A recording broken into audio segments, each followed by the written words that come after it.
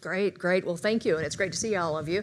And I want to thank Google for the invitation. I'm a fan of the company and have enjoyed working with all of you through the years, so it's good to have faces with the company, so thank you.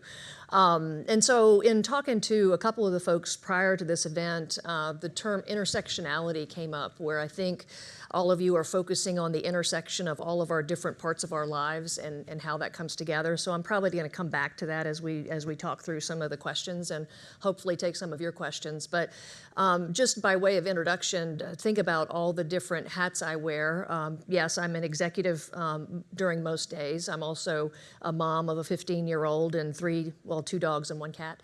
A wife. I serve on a national board. I am the chair of the board of my daughter's private school, and I also am a deacon at my church. And so you think about all the intersections of the LGBT family, your work family, and then all the ways we try to give back to the different parts of our lives that are important. So hopefully we can touch on a number of those different areas. And I probably have other hats that I totally forgot and whatnot. But a little bit about my story. I'm from South Louisiana, so I am one of the real Cajuns, even though my last name doesn't show it. My mother was a Primo, and if you have any Cajun jokes, it's the Thibodeaux, Boudreaux, Primos. Okay.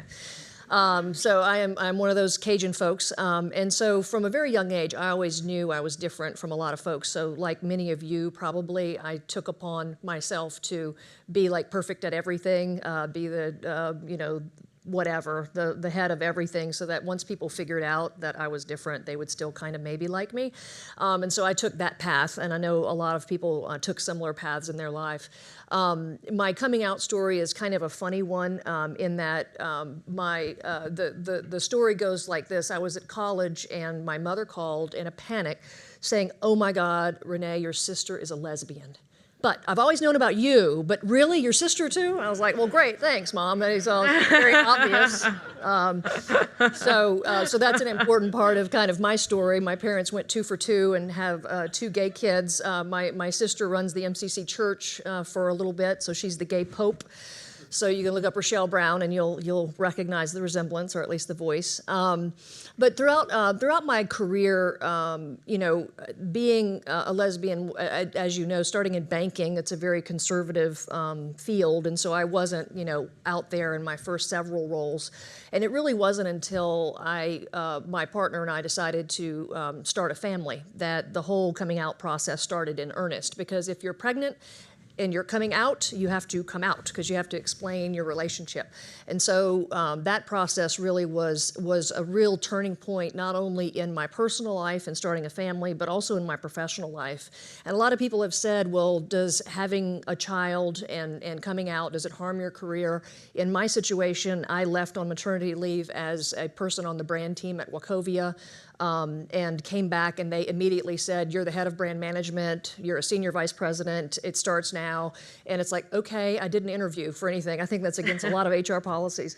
But I started and just jumped right in. So my experience was a very positive one on that front. But through my career, I've been in financial services marketing for a very long time, and I've served in a lot of different roles. I've had a chance to do a lot of different things across financial services, and I think a part of that is because I'm really open to taking on new challenges and new experiences. And so as we go through some of these questions, I hope to share some of that, because I think the intersections of all of our experiences make us a better worker for whatever company we're serving at the time. So anyway, that's just a little bit more about my story.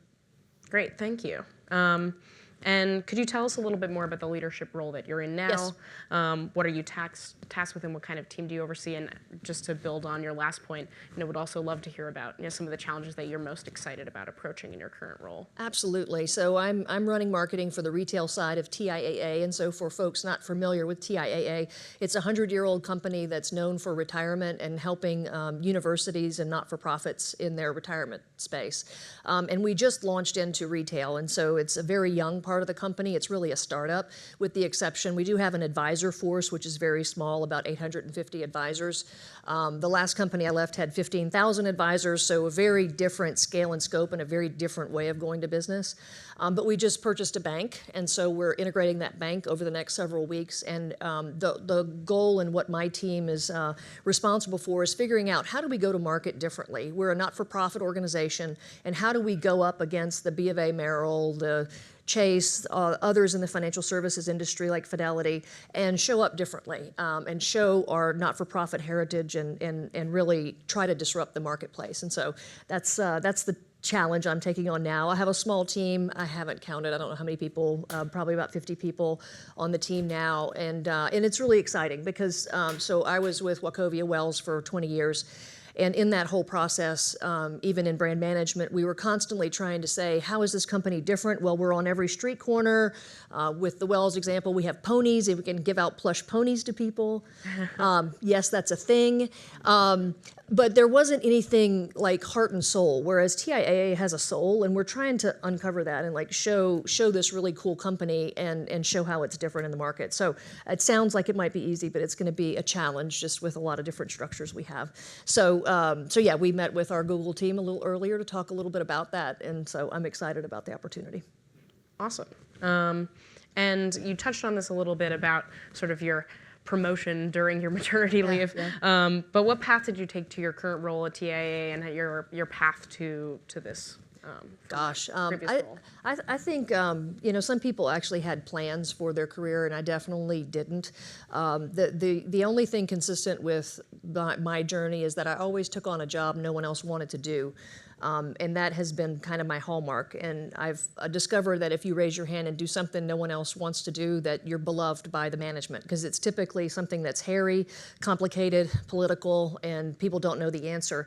And even if you can get in and move it just a little bit, people love you, and you're kind of marked with that. So I started my career on the regular banking side, doing tons of integrations in New Orleans for Hibernia Bank, which was bought by Capital One, so that's how long ago that was.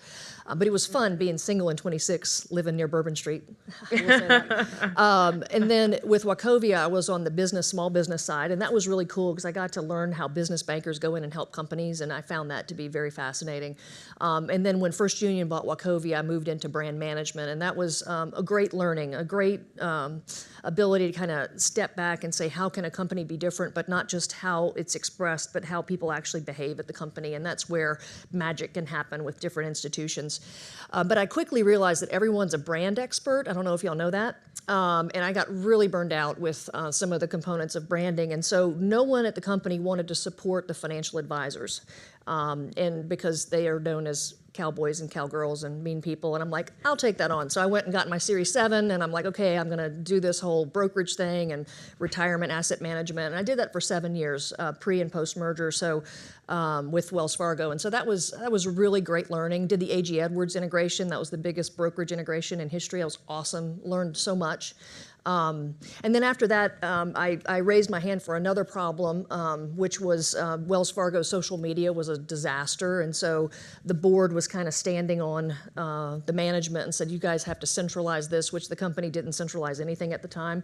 So I was the person who brought social media together, and that was really fun. I kind of got out of marketing for those few years because, as you know, standing up a social media platform for a company that large, you're dealing with HR issues because employees love posting things that they should not post, and PR, and it was a lot less marketing than it was some of the like managing kinds of things. And so the last role I had at Wells was actually in the community bank, and all of you know where that is right now. So I'm happy to be at TIAA. And so I mean, each of those twists and turns involved some component of no one wanted to touch it. Like my last role, community banking, no one wanted to touch that because everyone knew there were problems and things were getting ready to blow up, and that's what happened. So, yeah. Does that help? Yes. Yeah. What was just taking a step even further back, what was the first job that you ever had, and did you imagine in that job that you would find yourself here in this current role? I think all of you would say the same thing, I would assume. So I started my first job at the age of 16 on my birthday at 6 a.m. I was a radio announcer, and the reason is my sister was a radio announcer, and we sound a lot alike. And so that's how I got my first job, because I sound like my sister. But she continued in radio for a lot longer than I did. But that was really great. I learned a lot. I did radio announcing from that age into college, and I was actually a traffic reporter in Baton Rouge, where there's awful traffic. If y'all have ever been through there, you know. But I actually flew in the airplane every morning and every night, and I was uptown Renée Brown for a long time. Through graduate school, and you know, every job I ever did, and during college I took any job I could working my way through college. I was a receptionist for an architectural firm. I worked at the library, you know, you name it, just to get money, because believe it or not, being a radio announcer isn't very lucrative. But what I learned announcing traffic in particular is you have 30 seconds, and you know, sometimes you'd have 2 interstates shut down, you had all this stuff to say, and you had 30 seconds to get it done. And how did that translate to my later jobs? I mean, some of my roles, and you have all experienced that, you know, you go in for a big presentation with somebody, and they want the 30-second version. And so to have that experience of saying, okay, I have 30 seconds, what are the 3 things I can say in 30 seconds? And believe it or not, that has been very helpful for my career. So even though, you know, knowing media and that side of media has been helpful for my marketing career, that's the piece that probably was the biggest learning for me as a younger person growing up. But I did also learn a lot in radio of exactly what not to do from an HR sexual harassment standpoint. Very different industry. And then pivoting towards, and again, you're an out LGBTQ identifying woman.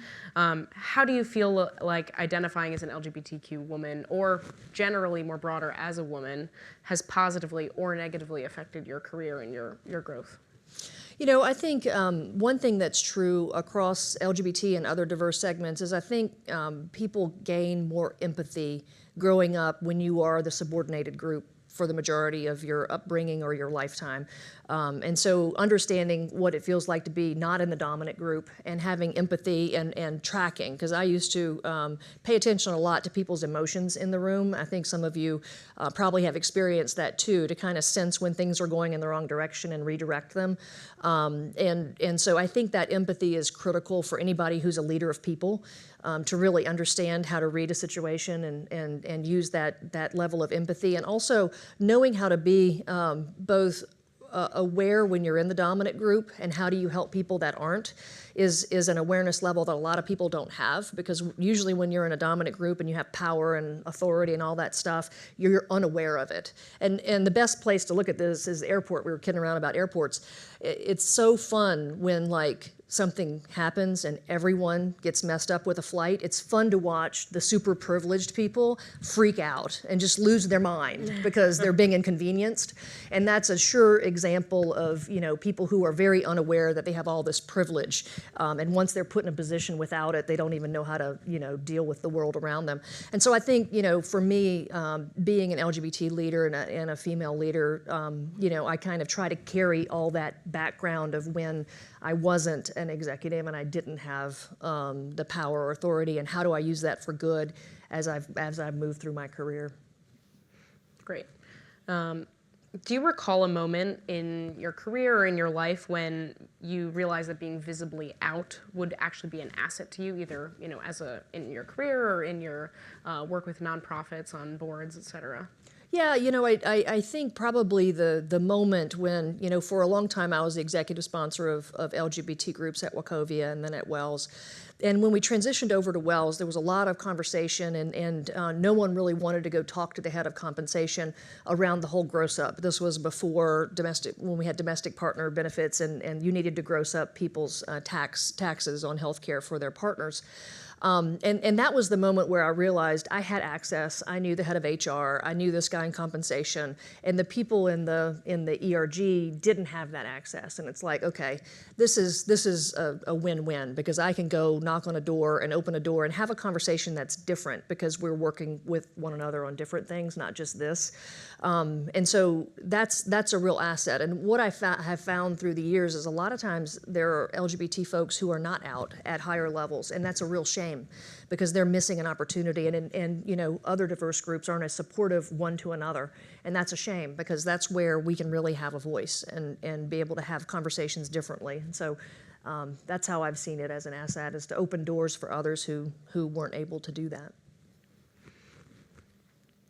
Have you ever experienced adversity and kind of the converse side as a result of being out at work? And would you be okay sharing one of those stories with us? Sure, and this is probably less at work. It's probably more a side effect of being so comfortable at the office. And so this situation happened, I don't know what the year was, but I was getting in a taxi in St. Louis, heading to the airport. The A.G. Edwards, now Wells Fargo Securities headquarters, is in St. Louis. And so get in the taxi, normal chit-chat conversation with the driver. And he said, okay, so what does your husband do? I said, I don't have a husband, I have a wife, and she stays home with our child. And he left the interstate and went someplace that I knew wasn't on the way to the airport. So I realized, great, I just totally got some guy and he's gonna go chop me up in little bits and pieces. And so I immediately got on the phone with HR and I was just chatting with my HR partner because I'm like, I'm gonna be on the phone with somebody while whatever happens. And he wound up driving through a park and then getting back on track. But he did not appreciate the fact that I was very out and honest about, my personal situation. And so that was like a lesson for me, like within the walls of your workplace, you can be very honest. And sometimes in other places, it's good to say, whatever, not answer the question. But yeah, that was one big learning for me that got me a little bit worried. I can definitely say I've had similar Uber experiences. Yeah. How do you and your wife balance your career and your family? I don't know if there ever really is work-life balance. A lot of people ask that question, and I think there's times of throttling up where you're completely out of balance and it's needed at whatever time that is in your career. I mean, if you fundamentally change jobs or change companies, it's not like you're gonna have a whole lot of work-life balance. And so I think it's important just to name that, but you can't always have the out of balance kind of situation, and it's not always throttling up and spending 20 hours a day. And so we have routines like many others, whether it's the Sunday evening dinners or another work-life balance thing is actually turning the phone off. I do stop in the evenings and have some quiet time, particularly as my daughter has gotten older. Now she's 15, she's taller than me, she's smarter than me, literally. Her SAT score is way better than mine was as a senior already. And so, but it's harder to have a teen talk to you. And so we have to really make time and have quiet time as a family in the evenings to actually have a conversation happen. And then the other piece is we do take vacations. And so I was telling them I'm heading out next Wednesday, which is a little stressful, but we're gonna go on a 2-week vacation. And that's, it's critical to actually get some downtime because, it's easy to let both relationship and family kind of fall apart with all the things pulling at you from your work. And so we try not to have that happen. I don't know if we're successful all the time though. No one's perfect. Yeah. No. And you had mentioned your sister and also that you serve as a deacon for your church. How does religion come into your life, and especially since it can oftentimes be perceived as by members of the LGBTQ community as being at times at odds with being LGBTQ identified and being open about it. So would love to hear how you address that with your own identity and with your own faith. Yeah, I thought that would be an interesting area, and I don't know if that's something all of you have seen at Google, but with other companies and other ERGs working with Out and Equal, for example, it's interesting that as companies expand and get faith ERGs, that people see that there would be a conflict between a faith employee resource group and an LGBT resource group, or LGBT and military. There's all kinds of like interesting thoughts around different diverse groups and where they might agree or disagree. And I have a very different perspective on it, particularly in the last year and a half. As we've seen all diverse groups attacked equally by the administration, by parts of the media, where, if you're a person with disability, somebody's picking on you, you're a person of color, LGBT, you name it, everyone seems to be under attack. And so as we think about all these different diverse groups, I think we as a collective need to figure out how to work together and really help the cause of anybody who's diverse. And so I think that's critical, and I don't think we figured it out. I mean, if you think of all the diverse groups in the country, if we all actually got together, we would have a huge voice against what's happening in our society right now, and folks aren't doing that, and I think it's an opportunity. And with religion specifically, that's where I've had the most dialogue across difference with folks, because I welcome people having a conversation who might feel like their religion says that they can't support LGBTQ folks. And so those have been difficult conversations, but everyone has helped kind of move forward just a little bit.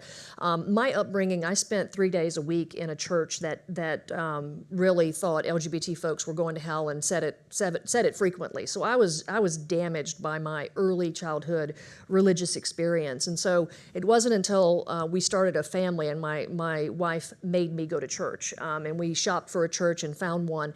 And it took, years of healing, honestly, to be at a church that basically feels the same way Pope Francis feels, is that all of us are made in God's image and loved equally. And it takes a long time to heal from some of the scars if you've heard other tapes in your head throughout your upbringing. And so I just wanted to name that. And then my sister being a minister and a reverend and leading a church, I think it's an important thing to name, because I know other LGBT folks who left any semblance of faith out of their lives for any number of reasons. Pride parades, people hollering and screaming at you, things like that. It can be very disconcerting. But times have changed, and I think it's time for us to have good dialogue and a real understanding of different areas of faith, and open up, dialogue between an LGBTQ ERG and a faith ERG, and be visible in that. Because to say I'm a Christian, lesbian Christian, I'm very comfortable saying that now. Now, years ago, I wasn't, for any number of reasons. But I just think that's an important dialogue that a lot of companies aren't having that conversation. It sounds like also, based on your earlier coming out story, that it's something your sister also deals with in her faith as well. Yeah. Yep. Right. And you also touched on this in terms of working together as different minority groups, but how do you, it's easy to talk about in practice, like how, or in theory of how do different employee resource groups work together, how do different minority groups work together, and their strength together is greater than the sum of each of the individual parts. But how does that work, and how can employee resource groups and different minority groups work together effectively to advocate for one another? Or how do you see that working? Yeah, I think having a common set of goals is probably the most critical component. And having, we've had so many events in society of late that could be rallying cries for groups of different ERGs to come together and do an event or have some kind of activity that could be meaningful. You think of Charlottesville, and what are the LGBTQ ERNs doing when situations like that happen? And I think that's the consciousness that needs to kind of come up. I've seen some companies pull members of each of the diverse ERGs and have dialogue across those, the Asian American group, to include parts of the world that someone might think a military person might not want to sit by them, or have an LGBTQ military veteran have a conversation with somebody in a faith group. All of those kind of mixing and matching this diverse, it kind of creates a tension. And so having panels like that is something that I would recommend. And then with my work with Out and Equal, we're doing a lot of focus on companies who are international in scope, because as you know, as you move out of the US, there are a lot of countries where if you move different employees around and they aren't out, it could be very challenging for them in countries where you could get killed for being LGBT. And so we're working through trying to help give resources to institutions on how do you facilitate those kinds of interactions, and how do you work in a country like India that has laws that prohibit a lot of openness around people's LGBTQ orientation. So that's an emerging space that isn't going to change, because our world keeps getting smaller and smaller, and those kinds of issues will continue to come up. And also the other thing I'd name that is a growing space is our next generation, which I'm sure all of you have plenty of Gen Z here at the Google headquarters. When we think about that generation, the gender fluidity and issues at work around that, and the lack of understanding of senior leaders of most companies around that space is really critical. I mean, I've gotten some questions that I didn't even know the answer to, which is my own learning that I have to keep growing and learning in that space. So anyway, those are all areas that I know Out and Equal's focused on, and a lot of companies are trying to make sure there's education and understanding across that. Yeah, and actually touching on the Out and Equal piece again, how does your position as an executive affect how you approach organizations like Out and Equal, your service there, and other causes that you support? Yeah, I have served on the board of the Red Cross for years, and part of the reason for that is just being from South Louisiana and having hurricanes in the backyard every weekend, just about, and seeing the fact that that organization is always there for people no matter what, and the Red Cross and Red Crescent internationally is an amazing organization. And I just kind of, I share values with that organization. I moved from that group over to Out and Equal, and it's been a really great learning for me. And one of the things I've appreciated is just the ability to meet people across industries who are making a difference in their organizations and helping not only LGBTQ causes, but a lot of others. And so that's been invaluable for me. And in fact, that organization, Out and Equal, just had a new CEO come in, really exciting. We're going to be having a strategic offsite in Disney in a month, and I'm looking forward to that. I think we're going to blaze a new path because Out and Equal is known for their summit, which is going to be in Seattle in October. But also we have to do more webinars. We have a lot more education. There's a lot more that we have to do and catch up with the times, because you guys know in-person summits are really hard for people to get to. Of course, the Gaglers have always been a loud group at summits. I will give you that. I appreciate that.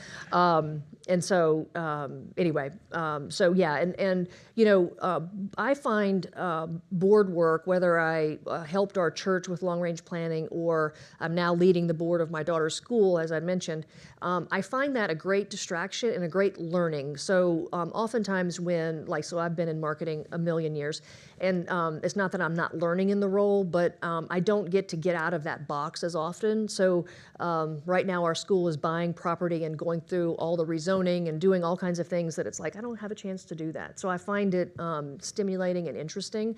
And also it helps to put a face, with that group in particular, a face to the LGBT world in a different way for those parents of other kids. And I think we have to do that. We have to be out in our communities and serving in roles that might not be as expected. And I think it just helps people know it's like, okay, me and my wife, we have kind of the same life that all the other parents around the table have. We're doing the best we can, trying to deal with all the things that you face with a teenager, and comparing notes on does this work or not, going through the circle of life, and to share that with people who are not in our core LGBTQ community is critical. So I learn a lot from the process. Great, and I know that was the end of my formal questions here, but I know we had some questions on the dory, and I think one of them in particular, just to touch back on a comment that you'd made earlier, was about advice that you would give to young people in your career, and you had mentioned that specifically in your career, you always found it to be very helpful to take on kind of that big, hairy role that no one wanted to take on. So I'd love to hear a little bit more about sort of, obviously there's a huge opportunity that comes with taking on something that's challenging and potentially has high visibility, but also a lot of risk associated with that. So would love to hear a little bit more about how you've also balanced the risk associated with taking some of those challenging roles along with the opportunity. Yeah, and probably taking on social media at Wells was probably the highest stakes one. The ones prior to that were more, okay, it's a gap that needs to be filled, and I'm going to go fill that gap. But in that role, it was really, really clear that the company was on the wrong path, and there were like huge issues going on that if any auditor would come in, it would be a flaming disaster. In fact, our internal audit showed up 2 weeks after I started and freaked me out completely. So instead of resisting them, I just brought them in and said, okay, here's everything I've seen. We have no exit strategies. We have no strategies for any platform. We have no controls, no governance. It was just, you name it, everything that would freak somebody out. And I took it as an opportunity to say, audit can you help me put this together the right way? And they did, and they were fabulous, and they didn't ding me too badly on that survey, but it was a huge risk. And the way I balanced that is, as I took the role on, I went and talked to several executives at the company, and I said, look, a lot of people see this as playtime or not serious or something to be controlled, and you guys know social media can't be controlled, and that was part of my challenge, is talking to the baby boomers who were trying to control the younger generation, and it was so clear that you can't control it, and it's so clear also in our society, things can be right and wrong at the same time. Depending on what perspective you take on an issue. And so translating that was a critical part of my role. But I talked to a lot of executives and just said, how do I take on this effort? And the resounding feedback that I got is use risk as the key. Because if you can outline all the risks associated with what's happening and how to mitigate them, they're going to give you a blank check, and that's exactly what happened. The company said, "Okay, what number do you need?" And so we opened command centers on both coasts and set up the entire system the way it should be set up. And the really unfortunate thing about that is the command centers weren't used until everyone found out about sales practices issues at the company, and so that was when the command centers really came into use. But I'm glad at least I was there to put that together for the company. I would have preferred the company use those for something really positive as opposed to a huge ding for the brand that they may never recover from now. But that was the biggest risk in taking on something that was hairy. And I think getting the counsel of many different people and being clear on what is the role and what are the truths and non-truths and how do they all come together, and how then can you articulate it to the audiences where it makes sense, whether that's the board of directors or the employee who thinks talking about smoking joints during office hours is a good idea. So, we had a lot of that. Well, that's definitely an interesting note to end on for the formal questions. But I wanted to open it up before we go to the Dory to anyone in the room who would have a question, or we can switch it over. One of the questions I have is, I really admire the sense of responsibility it seems that you have as identifying as LGBTQ and kind of taking that on. And I'd be curious to know where if there was sort of like a moment where you felt that responsibility, or if it maybe was more equated to maturity, or where during your life or career that you said, wow, like I really need to make sure that I use my voice. Yeah, thank you for the question. And I think I would go back to when I supported that large brokerage firm. And so anybody knowing Wall Street brokerage firms, they're mainly male and typically 56. I'm sure that age is higher now, and pretty much straight with only very few exceptions. And so it was in that role that I realized, I really need to show up not only as a female leader, but also be authentic. And and one of the ways that was made easy for me that I should name is that having a kid is an equalizing force to where you can, really connect with somebody if they also have kids and just talk about their children and that situation. You don't have to name the family structure or anything, but it just makes a common, you have some common ground there that I found was a really important platform that then I could use to kind of explain the differences between our families when there were differences. I mean, now, thank goodness, there are so many different things where I'm actually married as opposed to when we weren't. And, the financial situations my family had were very different from the people I would be talking to. And sometimes I had a chance to do that kind of education, that moment. But it was then when I realized, okay, I can create a common ground with people who probably had never talked to a lesbian leader before, honestly, or saw them in any way where there was some kind of common ground. And that's where it cemented for me that I need to be a leader and show up in the right ways. And then also I started, as you start getting older in your career, you realize people younger than you are actually watching you. And so I feel a responsibility around that, where it's like, I need to handle myself in a way that is something people would want to follow. Yeah. Thank you. Thank you. Thank you again so much for coming and talking today. My question for you is, how do you think that the folks running the LGBT ERGs can best engage with more senior folks, especially given that time is frequently difficult to come by as folks get more and more senior in their career? Yeah, that's a great question. And one of the things that really surprised me when I joined TIAA last year, we had a panel, LGBT panel, and I think it was on Coming Out Day. It was October 11th last year. And what really surprised me is as the panel started, in walked the entire executive committee, our CEO and all of his direct reports, except for maybe 2 who couldn't make it. And that was the first time in any of the time I've done this, and in the 2 decades I've been playing around with this stuff, that the entire executive committee joined an LGBT event. And that just floored me, and it was really impactful. It made me realize, TIAA really walks the talk around the importance of all of the ERGs, because they would do that with other employee resource groups. And so I don't think that is unusual for the company, but I think that's something where you guys should ask leadership to actually join and be visible in different events, because that goes a long way. And particularly if certain folks might show up for some events and not others, it tells a story about who's not present. So that would be one thing, is making sure that the leadership is present. But finding the right network. So I'm sure within, how many employees do you guys have at Google? 80,000 or something like that. Oh, really? Okay, I thought it'd be a little bit bigger. If you think about the entire organization, have you guys mapped out where the rising leaders are, and really making sure that they have a voice and are using their voice both for LGBT and otherwise.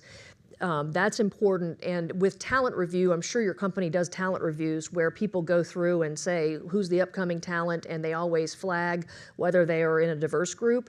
You've got to advocate to have a rainbow on there. And so I'm doing that now at our company. It's complicated because there's some legal issues around it, but if you just are showing if somebody's a female and whether they're a person of color, that's great. But we also need to have the LGBT thing there, because that's one of the reasons people don't come out. They don't see it as an advantage as they're moving up in their career. So advocating as an ERG to have talent reviews include people who are openly willing to share that, because to me, I hired a friend of mine who's an African-American gay man. I'm like, that's a twofer. We need to get double bonus points for that. And so anyway, advocating for that at the company is important, because every diverse group that somebody has within them, every additional one is more experience around things that all of us need to learn from. So those are some of the thoughts I have. But engaging your senior leadership to attend events is a very outward display of support that I would recommend. In the vein of this question that you just answered, how do you think that your own rise over the years have affected your ability to do what you just said, advocate and whatnot? I find that I've been very lucky in my career as I've moved up, but honestly, I think a lot of it is a lot of hard work, just like all of you have experienced, that you have to do a ton of hard work and a ton of caring for people, and then doors are open for you. But having a voice on LGBT, I'll tell you, I've had many situations where I've come really close to not saying anything. Being the person in the room saying, excuse me, you just use language that really isn't appropriate and can be offensive to people. That's important. But one thing I would tell you is it was about midway through my career that I realized I have less a voice on LGBTQ matters than I do watching out for my people of color, because I'm not a person of color. I have more of a voice going after something if I see an issue around that, because I have nothing to gain in it. Whereas some people will see, oh, that's just the angry lesbian or the angry gay man fussing about something. So that's why I kind of point out, how do we help other ERGs? How can we give voice to people who don't have voices? And I think that's where power comes in. So I try to go beyond being an LGBT leader to being, I'm a leader trying to help diversity at the company and inclusion, which is super critical. Because when you get to the point of inclusion, it goes to a lot of things that a lot of companies don't talk about. It gets to how people look, it gets to their social class and social status, it gets to weight, it gets to, let's start naming things that cause people to be in the out group. That area of inclusion is something that, all of us who understand or have ever been on the receiving end of being excluded for something, we all have to be a voice to make sure everyone is included in things, because that's how companies do a better job, teams do a better job. So, I'd say yes, I've had a voice with LGBT, but I've seen more power helping other groups that I'm not a member of every day. but you have over the years, like more recently, do you feel like you are more or less able to do that because of the roles that you take now? More able, yeah. I mean, the more resources you have, the more budget you have. It's really great. Like, so yeah, I can write But a time check. is not an issue. Time, well, I mean, we make time for whatever's important, right? Yeah. Okay, good. Yeah. I worded that one very wrong. No, I mean, time management, it's funny. We can get as much done as we prioritize. Yeah. Hi. So I guess there's something to be said for if somebody's in one of the companies that you work at that's in an ERG at Google or TIAA or wherever, then it's almost that person is I guess already in a position of more privilege than someone else because they do have a seat at the table. So how do you advocate for those people, whether they're in the queer community or people of color or really any of these intersectional groups who don't have that seat at the table? When we look out at our ERGs, they're not there because for various reasons in our society, they haven't been afforded that opportunity to even be here, not having the access to the social capital, the educational capital to even get somewhere like here to have that voice. How do you advocate for those people that are basically outside of the system? That's a great question, and I don't know if I have an answer for that one. I would love to. Can you help me figure it out? I'll try. That'd be awesome. Yeah, but no, I agree with you. As our society has spread from the haves and have-nots, it's even more of an issue where being able to figure out how to get people out of situations where they feel completely without any power to change anything is very hard. So thank you for the question, but I don't have an answer. I appreciate the honest answer because I don't know if anyone does have the answer. Yeah. I guess we have to work on that. Yeah, that's what we're thinking the next generation's going to do. Yeah. Because the next generation's always smarter than the last one. Yes, sir. I have one more question. So I feel like just hearing you speak, you have this like amazing confidence about your identity and sort of your role, and you talked about sort of what made you come out in the workplace. But I guess my question is more, how have you always had that confidence, or has it developed over time? Especially, I guess, along with how general perceptions of LGBTQ people have changed. Yeah, that's a good question. I mean, I think I've always enjoyed being a leader and have had some level of confidence, but not with myself personally. It probably, I was probably 26 before I really was comfortable with myself, and it's I think that whole process of coming out and talking to people and being honest with people, because for so long I wasn't fully honest with people. And, just a funny story, when I was pregnant and I'd walk into rooms, I had this job where I had to meet with all kinds of people. And when you're obviously pregnant, it's the same question every time. It's like, oh, Renee, you're pregnant, congratulations. I didn't know you were married. And I'd say, well, I'm not married. And they would be like, okay, what do I say now? Because they were like, oh, she's just a slut. And then I would just start talking and helping them understand the whole story. But I had to do that over and over and over and over again. And if I didn't have to do that, I don't think I would have gotten as comfortable as quickly, because it was awkward and all of that stuff. And then it gave me a platform. And so anyway, it was almost like, not being a straight person is not a good thing. It's not something you'd put on your resume or that your parents are proud of. And so, it takes a lot of years before you're like, okay, this is me, it's who I am, I'm doing cool stuff, and I'm good with myself. So I think it takes actually being comfortable with yourself and getting through all that, and some people never are, or people around them don't let them be comfortable with themselves. But thank you for the question. Great. I don't know if we had any other questions in the room or questions from the dory that maybe we didn't cover off yet, but The dory. I can ask one from the dory. yeah, that would be great. Uh-oh. Could be a hard one. So there's two. I think the two that we didn't really touch on, because we already touched on like what you would say to somebody Advice. younger in your career. Oh, It's more, and I think you have broached this a little bit, but for sort of the next generation of folks who are identify as queer, which issues do you see as highest priority in the workplace?